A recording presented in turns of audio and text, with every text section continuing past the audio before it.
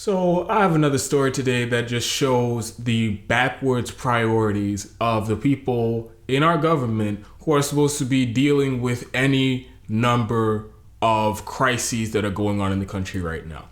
So a couple of days ago, I'm just minding my business, scrolling through my Google News feed, and I see an article in Reuters, and the headline was something about Congress taking action, dangerous conspiracy theorists in Q-Anon.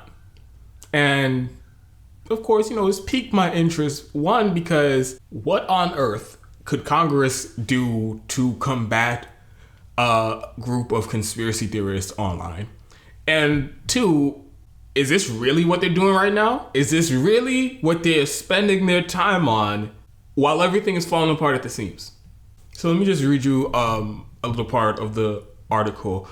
Amid rising concerns about the QAnon conspiracy theory, a bipartisan pair of U.S. congressmen on Tuesday introduced a resolution condemning the fringe movement and calling on law enforcement to block criminal activity by its adherents.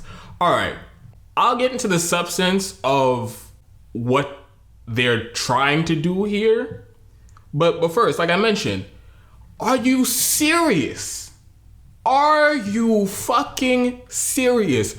Right now, we are the epicenter of a deadly global pandemic, worse than any area in the world. At least 180,000 people dead, and as you guys know, every time I mention that number, the reality is it's probably multiple times higher than that. Almost 6 million people of confirmed cases of the coronavirus, and again, likely multiple times higher than that. 60 million people lost their jobs. Most of them have absolutely no income coming in. There's a few of them who still get unemployment checks. The unemployment insurance expired over a month ago. The expanded unemployment insurance expired over a month ago. 30 million people at risk of eviction by October. Unreal. Unprecedented numbers. 100 million people have no health insurance because millions of them lost it when they lost their jobs. And either that or if they still do have it, they can't afford to use it. All of this going on. Lines at food banks in every single city in this country stretching for blocks, going on for miles. Every single day. Record number of homeless people. About a third of the country, 30% of this country, said they did not have enough food to eat last week. So literally, the country is falling apart at the seams. Congress has the power, the authority, the ability to address any number of these issues.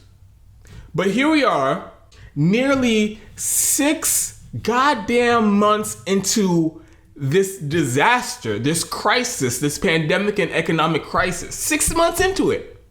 And still, not a coherent strategy on how to assist the American people from either party, from either house of Congress, and not from the White House.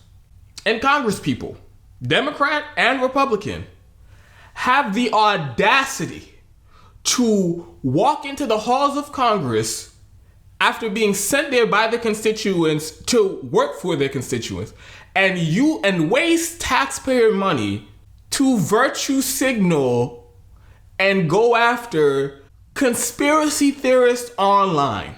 This is what they're doing. This is what they're spending their time on. Every single day, every single second, every single hour since this crisis started should have been spent crafting legislation to get everybody a UBI, monthly $2,000 payment at least. Crafting legislation and constructing a government-run healthcare system. Expanding Medicare to everyone in this country. There needs to be a comprehensive and unprecedented program to address the debt crisis in this country. And I don't mean the national debt, the government spending. I mean the personal debt. Because it is out of hand now. Unacceptable amount of people in this country will have their credit forever ruined by this through no fault of their own because they're back they're late on their credit card payments, they're late on their car payments, they're late on their rent. And like I said, this is still going to have a devastating toll on their credit. And this is something that could carry on with them for the rest of their life. There needs to be a comprehensive program and strategy to deal with the debt crisis, the cancellation of debt, and also to either completely abolish the credit rating system or radically reform it. All of these things aren't just things you just snap your finger at and it's just done. These things require an immense amount of energy and time and effort to construct and to implement and to execute. 6 months into this crisis, none of that. They're doing none of that. Instead, they're going to virtue signal and go after people for a fucking conspiracy theory online. I cannot believe this. The media, every single day that passes is an indictment on our entire political system. There's a crisis of legitimacy for the entire government.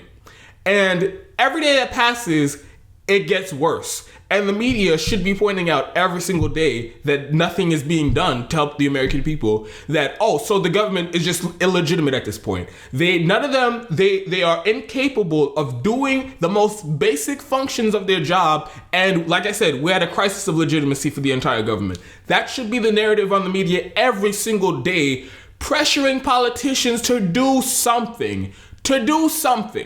But instead, like I said, we're going to virtue signal and we're going to go after people for a fucking conspiracy theory. And it's like it's not like this didn't take any effort. They put effort into this.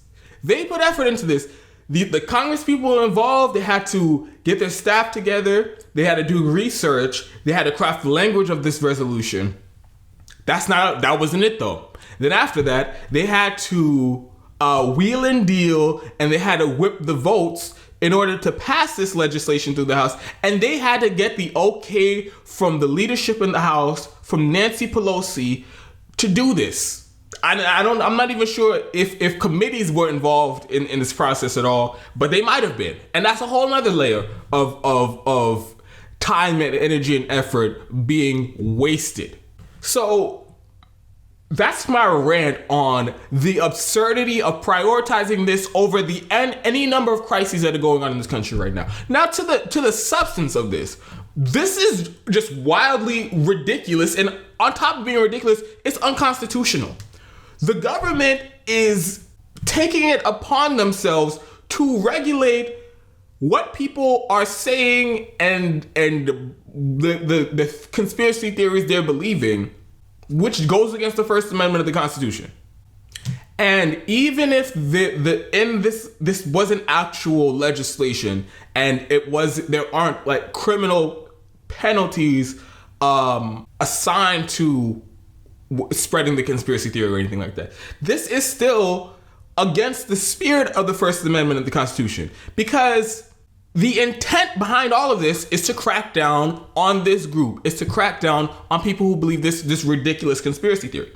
I mean, look at the language they're using. They're calling on law enforcement to block criminal activity by its adherents, to block criminal activity. That sounds like preemptively going after people who haven't committed a crime yet. You want to block criminal activity? Now, if these people do commit a crime, if they do violently go after somebody, if they dox somebody and put their social security number out there or whatever it is, and it's a crime, then the police should already be enforcing the law and going after whatever criminal activity they're responsible for. But to have to urge the police to block criminal activity, it's making this conspiracy theory a thought crime. Just by you believing this and repeating this, the Congress says you are inviting law enforcement to take action to block you from committing a crime. That sounds a lot like a thought crime to me. And so let's keep everything in perspective. So apparently they believe this conspiracy is so dangerous that it requires immediate action by Congress. And the reason they give is authorities say is that this conspiracy theory is likely to encourage violent actions by domestic extremists. Like I said, let's keep everything in perspective. If it's now Congress's job to regulate potentially dangerous conspiracy theories, so why don't we just go in order of what could possibly be the biggest threats, or that have the biggest potential of creating violence? If you do that, why not start with the whole Russiagate conspiracy? Because it is a conspiracy theory that has been disproven for 4 years straight now. Hasn't stopped mainstream media from repeating it. Hasn't stopped Democratic politicians from repeating it. And it hasn't stopped all the partisan hacks in the Democratic Party from repeating it. So that's a conspiracy theory. And that is also, we've seen it with our own eyes, encouraging violence. How many times has Rachel Maddow or Cenk Uygur or Adam Schiff or any number of partisan hacks, how many times have they come out here and said the only way Donald Trump can prove he's not in the pocket of Vladimir Putin is if he takes aggressive militaristic actions to antagonize a nuclear armed power? How many times have we seen that? I'd say that's encouraging violence. That's encouraging the worst kind of violence. That's encouraging war and possibly nuclear war. So if Congress is so concerned about dangerous conspiracy theories, how about address that one first before you address this fucking QAnon bullshit? How about that? Or if you're just concerned about violence and disarray and chaos and disaster, what do you think is likely to cause more violence and more chaos and destruction and devastation? This ridiculous QAnon conspiracy theory, or the fact that 60 million people have no income in this country and they're getting desperate, and inevitably they're going to be uncontrollable riots and people breaking into stores just so they can steal their families? I think that's a bigger threat of violence than what you could possibly get from QAnon. That's what I believe. So this story is just ridiculous on so many levels. And it's just further proof that our problems are not going to be solved through electoral politics. That's dead. That's gone. It's not happening.